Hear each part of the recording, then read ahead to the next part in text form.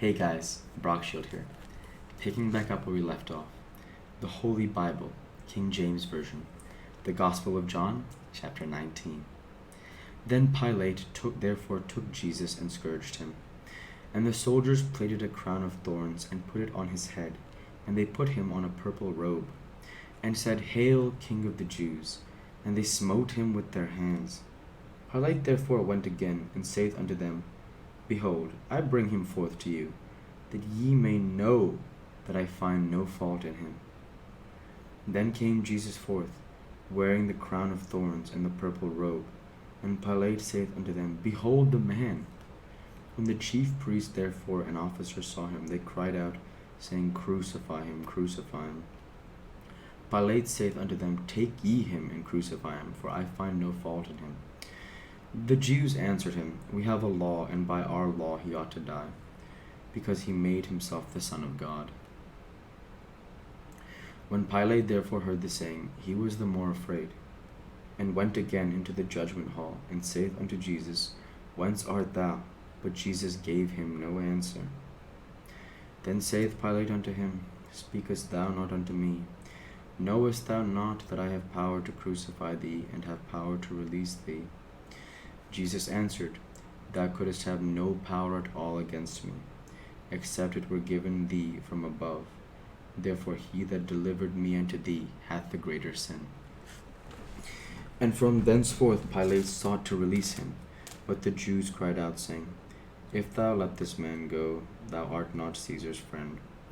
Whosoever maketh himself a king speaketh against Caesar. When Pilate therefore heard the saying, he brought Jesus forth, and sat down in the judgment seat in a place that is called the Pavement, but in the Hebrew Gabbatha. And it was the preparation of the Passover, and about the 6th hour, and he saith unto the Jews, Behold your king. But they cried out, Away with him, crucify him. Pilate saith unto them, Shall I crucify your king? The chief priests answered, We have no king but Caesar. Then delivered he him therefore unto them to be crucified. And they took Jesus and led him away. And he, bearing his cross, went forth into a place called the place of a skull, which is called in the Hebrew Golgotha, where they crucified him, and the two others with him on either side one, and Jesus in the midst. And Pilate wrote a title and put it on the cross, and the writing was, Jesus of Nazareth, the King of the Jews. This title then read many of the Jews, for the place where Jesus was crucified was nigh to the city. It was written in Hebrew and Greek and Latin. Then said the chief priests of the Jews to Pilate, Write not, the King of the Jews, but that he said, I am King of the Jews. Pilate answered, What I have written, I have written. Then the soldiers, when they had crucified Jesus, took his garments and made 4 parts, to every soldier a part, and also his coat. Now the coat was without seam, woven from the top throughout.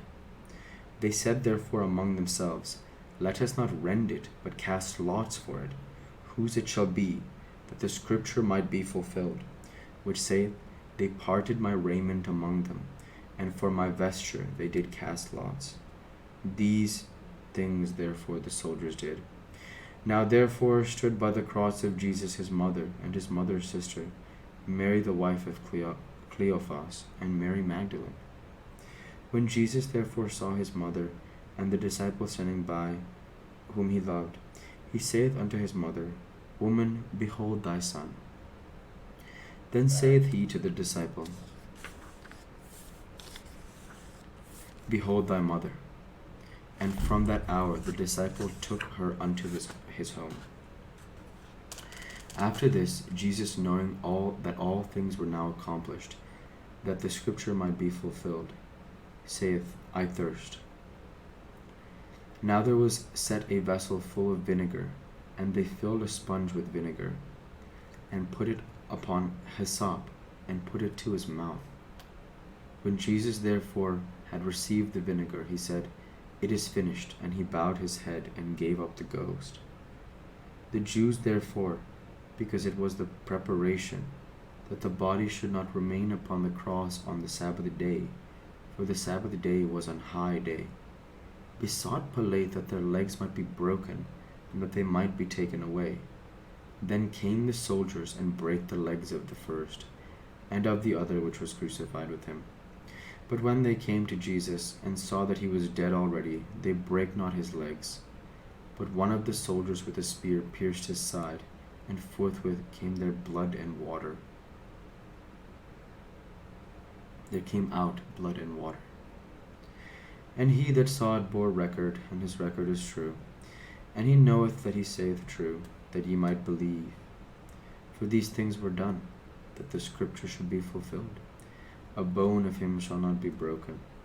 And again another scripture saith, they shall look on him whom they pierced.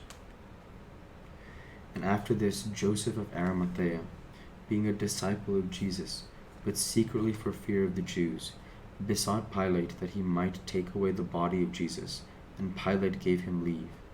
He came therefore and took the body of Jesus. And there also came Nicodemus, which at the first came to Jesus by night, and brought a mixture of myrrh and aloes, about 100 pound weight. Then took they the body of Jesus, and wound it in linen clothes with the spices, as the manner of the Jews is to bury. Now in the place where he was crucified there was a garden, and in the garden a new sepulchre, wherein was never man yet laid. There laid they Jesus therefore, because of the Jews' preparation day, for the sepulchre was nigh at hand.